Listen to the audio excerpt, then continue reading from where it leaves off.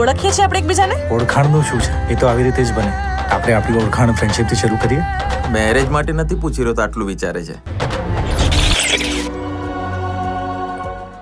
કેમ છો દોસ્તો? આ શુક્રવારે 3 ફિલ્મો રજૂ થયેલી, જેમાં ઇન્સ્યોરન્સ જિમ્મીના શો ખૂબ ઓછા હોવાથી તેના રિવ્યૂ શક્ય નથી. S2G2 ફિલ્મના રિવ્યૂ અમે તમને જણાવ્યા, અને હવે ત્રીજી ફિલ્મ એટલે કે મારું મન તારું થયું વિશે વાત કરીએ. લગભગ 2 કલાક ને 33 મિનિટની આ ફિલ્મ જોવા જેવી છે કે નહીં તેના વિશે અમારી ટીમના સભ્ય મૌલિક વાડિયાના શબ્દોમાં વાત કરીએ.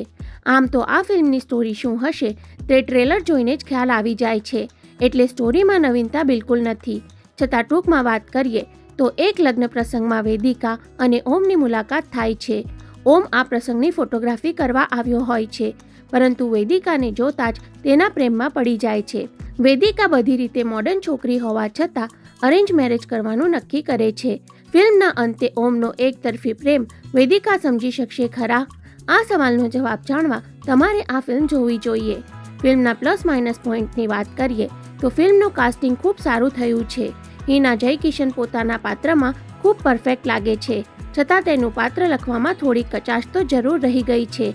આટલી મોડર્ન છોકરી ફક્ત અમેરિકા જવાના આકર્ષણને કારણે એક એવા વ્યક્તિ સાથે લગ્ન કરવા તૈયાર થાય છે જે કોઈ પણ રીતે તેને લાયક નથી, અને તેને પ્રેમ કરતા છોકરાનો પ્રેમ જે બીજા લોકોને દેખાય છે તે તેને દેખાતો નથી.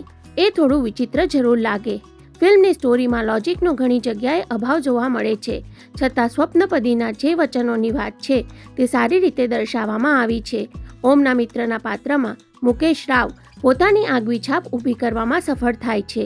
ભરત ચાવડા લીડ રોલમાં પરફેક્ટ છે, અને વેદિકાના ફિયાન્સ તરીકે રાહુલનું કામ પણ સારું છે. મ્યુઝિક ફિલ્મનું ઠીકઠાક કહી શકાય. ઓવરઓલ પ્રોડક્શન વેલ્યુ ઠીકઠાક કહી શકાય. લવ સ્ટોરી ધરાવતી આપણે આવી અઢળક ફિલ્મો જોઈ લીધી હોવાથી ફિલ્મની સ્ટોરીનો અંત શું આવશે એ પણ તમને પહેલેથી અંદાજો હોવાથી ફિલ્મ તમને ખૂબ લાંબી લાગી શકે. રેટિંગની દ્રષ્ટિએ વાત કરીએ તો સ્ટોરી, ડાયલોગ્સ અને સ્ક્રીન પ્લે માટે અડધો સ્ટાર, એક્ટિંગ માટે અડધો સ્ટાર, એડિટિંગ અને ડિરેક્શન માટે અડધો સ્ટાર, મ્યુઝિક અને BGM માટે અડધો સ્ટાર, અને ટેકનિકલ બાબતો તથા પ્રોડક્શન વેલ્યુ માટે અડધો સ્ટાર આ ફિલ્મને આપી શકાય. ઓવરઓલ આ ફિલ્મને 5 માંથી 2.5 સ્ટાર આપી શકાય. ટૂંકમાં આ એક પારિવારિક ફિલ્મ છે જે સપરિવાર તમે જોઈ શકો છો. છતાં લવ સ્ટોરી ધરાવતી ફિલ્મો જો તમે બહુ બધી જોઈ લીધી હોય તો આ ફિલ્મ જ્યારે OTT પર આવે ત્યારે જોવા જેવી કહી શકાય. તમે આ ફિલ્મ જોઈ લીધી હોય તો તમને કેવી લાગી તે કમેન્ટ કરી જણાવજો, અને ગુજરાતી ફિલ્મોની અવનવી અપડેટ જાણવા હંમેશા જોડાયેલા રહો ફિલ્મ રિવ્યૂ ગુજરાતી સાથે. જય જય ગરવી ગુજરાત.